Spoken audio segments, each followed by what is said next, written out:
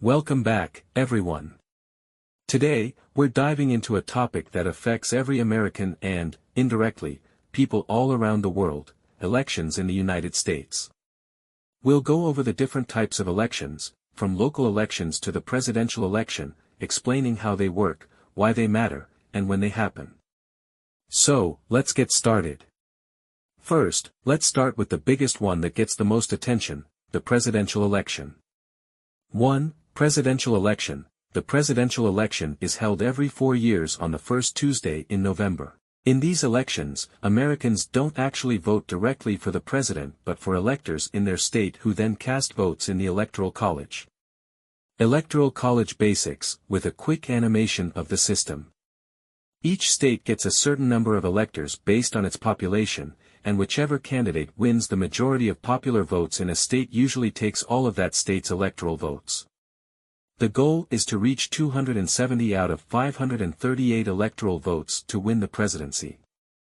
2. Midterm elections. In the middle of a presidential term, we have the midterm elections. These are also held in November, 2 years after a presidential election. What's on the ballot? Listing Congress, governors, local officials. In these elections, every seat in the House of Representatives and about a third of the Senate seats are up for grabs. This is a big deal because it can shift the balance of power in Congress, either making it easier or harder for the sitting president to pass laws. 3. Congressional elections, Senate and House. So, how does Congress get elected? Well, members of the House of Representatives serve 2-year terms, which means they're up for re-election every 2 years, during both midterms and presidential elections. Senate equals 6 years, House equals 2 years. On the other hand, senators serve 6-year terms, with roughly 1/3 of the seats up for re-election every 2 years. This staggered system ensures that not all Senate seats are contested in any single election. 4. Gubernatorial elections, governor elections. Governors, who lead each U.S. state, are elected either in presidential election years or midterm years, depending on the state. Most governors serve 4-year terms, though some states, like New Hampshire and Vermont, have 2-year terms. 5. Local elections. Local elections are just as important because they directly impact our daily lives. Here, voters elect mayors, city council members, school board officials, and sheriffs. These offices often have more direct influence on issues like schools, law enforcement, and local infrastructure. Local impact: schools, roads, safety. Local election timing varies widely. Some cities sync with federal election years to boost turnout, while others hold elections separately.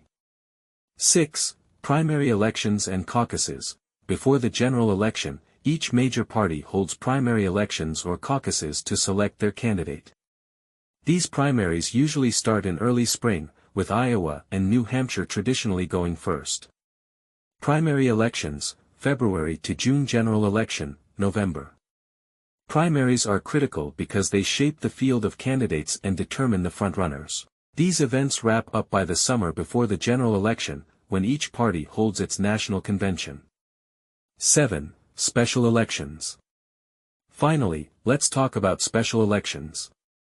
These occur if a public office holder resigns, retires, or unfortunately passes away midterm.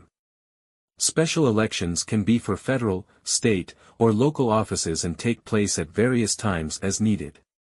So, there you have it, a breakdown of the major types of U.S. elections and why each one matters. Whether it's the presidency, Congress, or your local school board, every election shapes the future of our communities and our country. Your vote matters. Remember, staying informed is the first step. Thanks for watching, and if you enjoyed this video, don't forget to like, subscribe, and comment below with any questions or election topics you'd like us to cover next.